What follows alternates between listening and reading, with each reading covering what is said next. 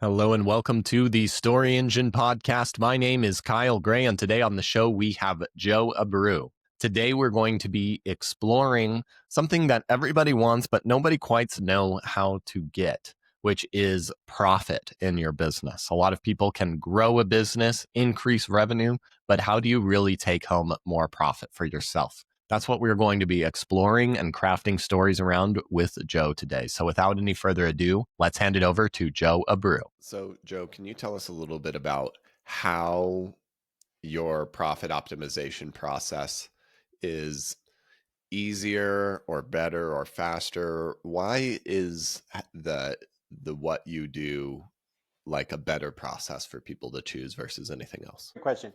Um, the profit optimization program is intended to work with business owners in a complete process, all the way from knowing your numbers all the way to getting the business prepared for a sale. And it's intentional because I wanted a process that I can work with the business owners, not just for one project and just give you one aha moment that is going to make you incredibly successful. And then that's it, we're done. I wanted to create a system where I would be part of the business, team up with this business owner that they can always come back to me. Almost like having your medical doctor, like your PCP, right? You want to go see them from time to time. That's what I want. I want to do a little checkup from time to time with the business owner. And then if there's an issue, I want to be able to just slide right in and just be able to help you with those issues. And I think that's where we're different, because we're not looking for just these short-term projects. We're not looking to just, make you a lot of money in one project and just be considered a rock star. But instead, I want to become a part of the team that we can work together long term. Mm-hmm. Okay. So, Joe, you've mentioned there's somewhat of a blend between, well, you didn't actually say this. You said life coaching and financial coaching and everything starting to blend together. And you've hinted at a few kind of life coaching things in your own process. And I'm sure you've done some personal development. I'm curious if there are times where you've really felt the pain of having no freedom in your business, of what happens when you were trying to scale because you were comparing yourself to somebody else and it was straining your life in one way or another. Were there times in your life where you felt this lack of freedom that you now help people find their way out of? Well, if I start now, I think this episode will be probably about 24 to 30 hours long. So just because the list is so long. When I started with the profit optimization program process, the book, it was to collect all these ideas and issues that I had. So all of these things, it's not just something that I came up with, or let's just theoretically just make sense that we're going to put that the next session in there. No, I mean, I actually went through all of these. So I actually purchased businesses. I actually started businesses. I sold businesses. I merged businesses. So I've done every aspect here. And I wanted to share what those challenges, how to save other people that time. And I've had to go and do a lot of personal development myself, of course. I mean, I've taken a lot of courses. I've worked with other individuals. I'm friends with a lot of, sort of like the way I mentioned before, that you create a relationship as a team with other people. So that way you can just pick up the phone and say, listen, I'm having this issue. How can we X, Y, and Z and improve that? And Okay. So, for the sake of the process we're going through, I know that there are so many moments and so many stories, and I just want to hear about one. And it can be anyone. It doesn't have to be the most, but it has to be a Tuesday afternoon. I was in a specific business at the specific time. I wanted to make a choice, and I was very, very tired. And I wanted to go home to my home in Tampa or maybe in Connecticut, but I couldn't. I had to stay out late. Do you have anything like that? yes, I had a situation where I owned a real estate office. I had a mortgage company. And so I had a big team in both. And I had to manage the business throughout the whole day. And then in the evening, I would stay and do everything else that you have to do as business owners, like most of the business owners have to do. And those hours, as the team started to grow more and more, before you knew it, I was at the office till 2 o'clock in the morning trying to get work done.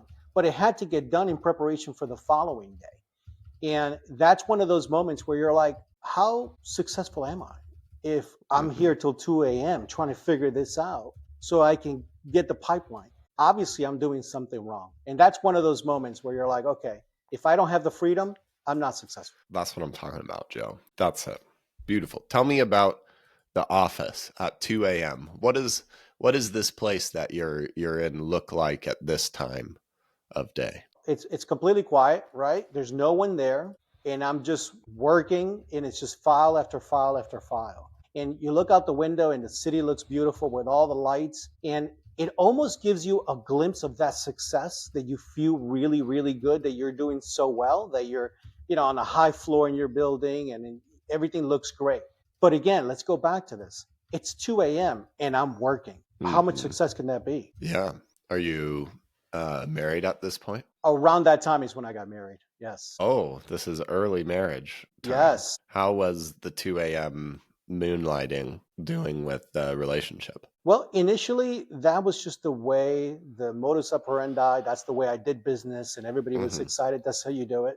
But you know what? A couple of months into your marriage, you start to realize, you start to feel that pressure where, well, sweetie, what are you doing? Why aren't you here for all the major things? And again, it just gives you a reminder of how successful can you really be if you don't have that freedom. I love this. Okay. Anything else that you were missing out on that you remember, or any other place you were feeling pressure in particular during that time? Health, wanted to go on vacations, something else you were desiring that this success was keeping from you? So, prior to marriage, one of the things that I did do is I worked 7 days a week, and for 2 years, no vacations. I just figured that I had to work exceptionally hard 24/7. I would just leave my office, just go ahead, shower, go to bed, wake up early in the morning by 6, 7 a.m. and do it all over again and do it 7 days a week without a break. Because that to me was a symbol of success, that I'm going to become successful, not realizing that all I was doing is burning myself out. I wasn't really going to reach success doing that. So sometimes we have that misunderstanding of what real success is. Why do you think you had this idea? I think, we all grew up with the mindset that if you work hard, you will be compensated for it. And Totally. that's not necessarily true. Look at all the amazing people that you drive by on a daily basis who are working exceptionally hard and they're not earning a high income. The two don't come together, but no one clarify that. I've been practicing this in particular because I've had this same neurosis. And while it didn't always result in actually working harder, but the work feeling hard for me. And I have been making active steps to just make more space. I also am fortunately enjoying a little bit more profit, but make more space to just enjoy and do what I need to do. And my state of being while working is so much better, and the hours are so much higher quality. But it was an act of faith and an act of courage in a lot of ways to do that. And somebody in the situation that we're describing here in this story is definitely,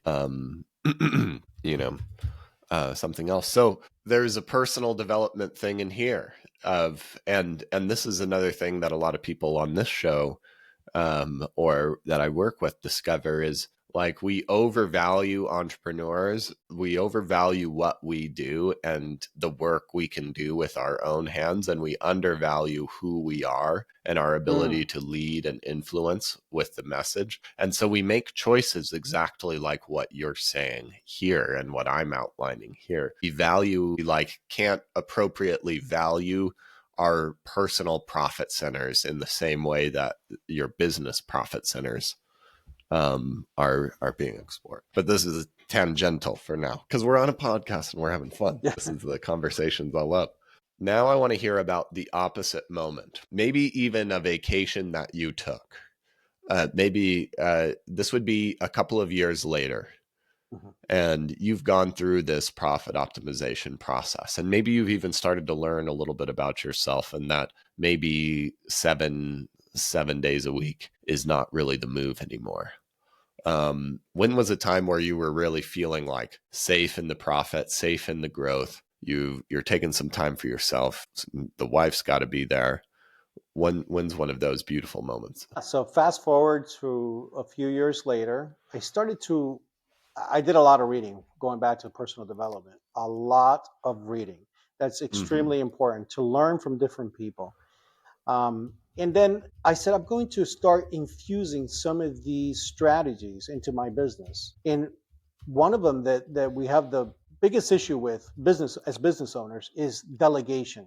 It's so hard because it can never be as good unless I do it. It's always perfect if I do it. Well, that's not the case all the time. I understand sometimes it's very difficult to get someone to do some of the things, but you can delegate some of the items that don't require your presence, and that could free up some more of your time. And once I learned that, I started delegating some of my work. That's when I started freeing up some of my time. But now, when you free up some of your time, I started moving around and doing other things that I shouldn't have, as opposed to, I just freed up some of my time. Let me go ahead and make this a me time where I'm going to go ahead and turn off my phone. I'm not going to answer, even if it's just 1 hour. Just don't look at your email. Don't answer the phone. Make it family time. I love this. Okay, keep going. We're Sure. now just on the trail. So tell me about like a big what would you do? So what was the first way of me time? What was something you do for yourself or would do for yourself in this? So what was interesting is because I would stay till really late at the office. Once I started just infusing that, then I started that I would always do dinner at home. I would always go home for dinner because There now we I had a go. wife. And then later on, I had the first child. And then now this is it. I have to be home and do dinner. Even if I have to leave right after that to go to work, that's fine. But I'll always do dinner at home. And this motivated you to find the profit and continue to excel and master this. Okay, so now you're at home.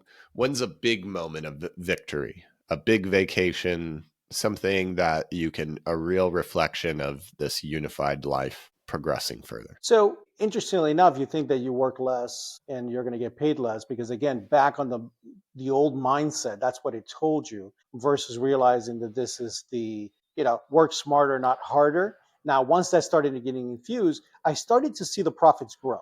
Everything started to happen. Before you know it, now you're buying cars, you're buying more real estate. It's all starting to happen.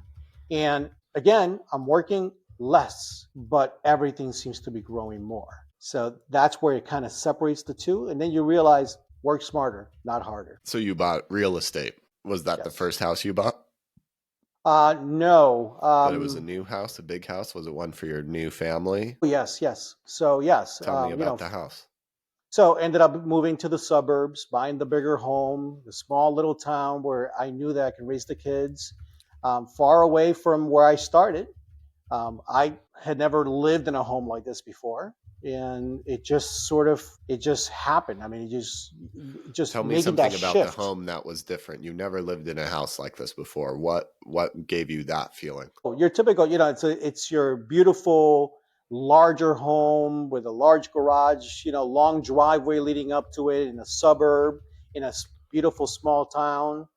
I've always lived in a city. I wasn't accustomed to living in a suburbs. And here I am now having great neighbors and talking about mowing lawns, and which seems kind of silly, but at the same time is one of the greatest things because it feels like an accomplishment of freedom because now I can go ahead and Yes.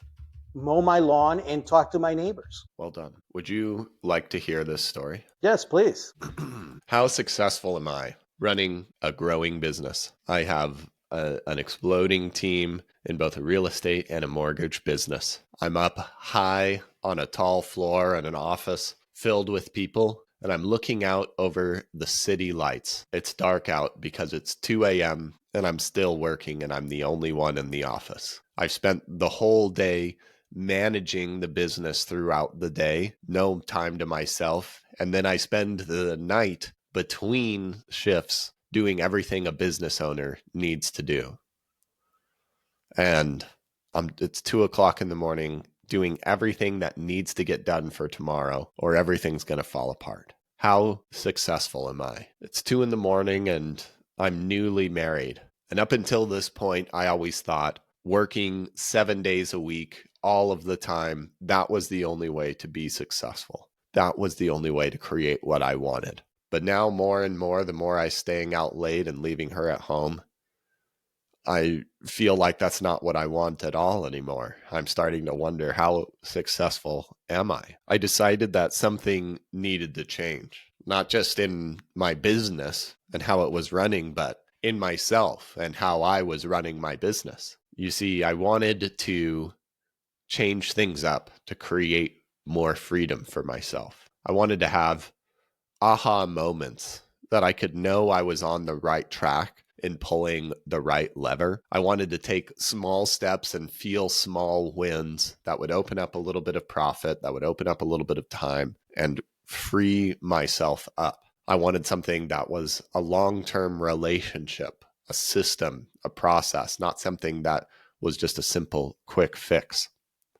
And slowly but surely, I found ways to free up time here. Where I would once do more work, I decided to turn off my phone, take a little walk in nature, maybe just for an hour. My profits started to grow and I started to delegate. And this became a little bit more family time, starting to always do dinner at home.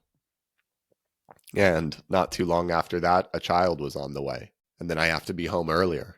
I start buying cars. I start working less. And I can remember buying real estate, moving to the suburbs, further away from the office. I didn't need there to be as much, and far away from where I started, in a hustle of a big city where hard work was the only thing that I knew. And now I'm enjoying a home in the suburbs so far away from who I was as well. I start meeting my neighbors as I'm mowing the lawn and enjoying slow mornings in the sunshine and smelling the fresh grass. And I look up at the house, and now I finally feel successful. This is what I created. This is what I wanted when I was working so hard. And I'm so grateful for this. And now, over the course of many years, I have turned this into what I now call the profit optimization process. And that's what I'm here to teach you about today. Very good. It sounds like you were there the whole time. Thank you. That's excellent. Yeah, well, great. And now we've gotten the gift, we've held the story. Do you have any closing thoughts for us today? And where can we go to learn more about you? Yes, please visit glowvisor.com if you want to learn more about the process, learn more about us. But if you have any issues, if you have anything that is stopping you from becoming more successful, from having more time and having more freedom, contact us. Let's see if we can help you. There's no reason to live not accomplishing your goals in your life. Look for someone else who can help you do that. Time is the only asset we have that we can never reconstruct again. We can make more money, but we can never have more time. So the time to do it is today. Well said. Joe Abreu, thank you so much for joining us today on the Story Engine podcast. Thank you for having me.